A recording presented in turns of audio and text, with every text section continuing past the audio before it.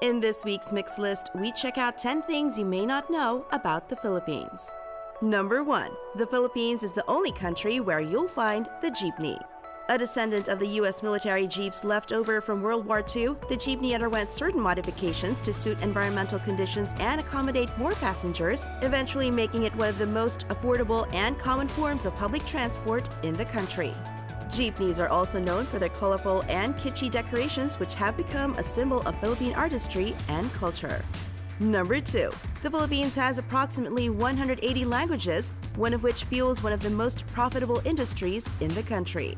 Most of these 180 languages are said to be indigenous, 8 are major dialects spoken by a majority of Filipinos, and 2 official ones, namely Filipino, or the standardized language spoken almost all throughout the country, and English, which is taught in schools at an early age.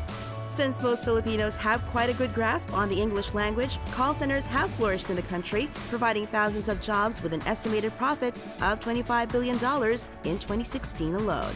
Number 3. The position of the Philippine flag conveys a message of peace or war. Elements of the Philippine flag symbolize traits and qualities Filipinos possess or strive to achieve.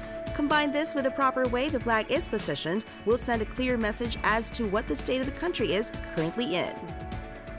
Hanging horizontally, if the blue stripe is on top, the country is in a state of peace. If the red stripe is on top, however, the country is in a state of war. When hung vertically, if the blue stripe is on the left side of the observer's point of view, then the nation is at peace. But if the red stripe is on the left side, then the Philippines is at war. Number 4. Filipinos take religious festivals very seriously. Having been under Spanish rule for over 300 years, the Philippines is 90% predominantly Christian, majority of which is Roman Catholic, and were traditionally taught to honor God and other holy figures during religious festivals.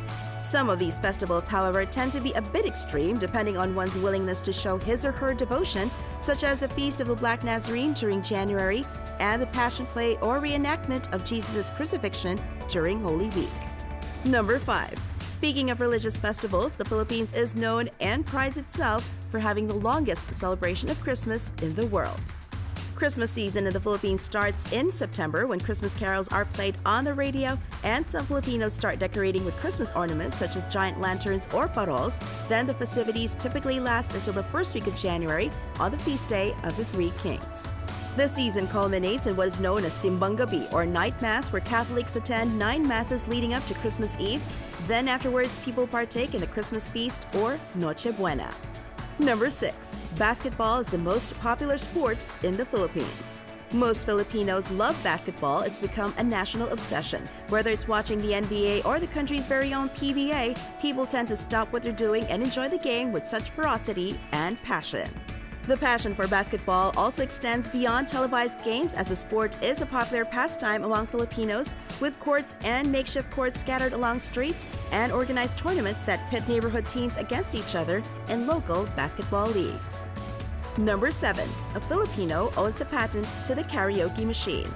The world's first karaoke machine was called the Juke 8 and was made by Japanese inventor and musician Daisuke Inoue in 1971 in Kobe, Japan. But it was Filipino inventor Roberto del Rosario who was granted the patent for the machine karaoke sing-along system, which he invented in 1975.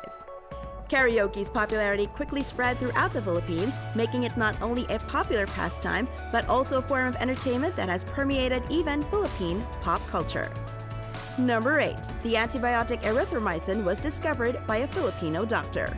In 1949, Filipino doctor Abelardo Aguilar was the one who chanced upon a bacteria which would eventually lead to the development of erythromycin, an antibiotic used to treat upper respiratory tract and skin infections. Unfortunately, Dr. Aguilar was never compensated before his death in 1993. Royalties he asked in order to set up a foundation for poor people to gain access to health services. Number 9. The Philippines is one of the countries most frequently hit by natural disasters. There are 2 systems that make the Philippines prone to natural disasters. The first one is the Pacific Ring of Fire, an area where a large number of earthquakes and volcanic eruptions occur, and the Typhoon Belt in the Pacific, which means an average of 20 typhoons are most likely to hit the nation, 5 of which are potentially destructive. Aside from these 2 systems, the country's location and geographical makeup also make it vulnerable to tsunamis, sea level rising, storm surges, landslides, flooding, and drought. Number 10. The oldest university in Asia can be found in the Philippine capital of Manila.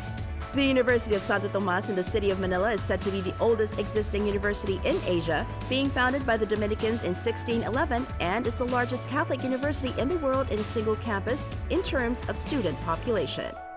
The title, however, is slightly contested, with the University of San Carlos in Cebu claiming to be the oldest school in Asia, having been established by the Spanish Jesuits in 1595, initially as Colegio de San Ildefonso.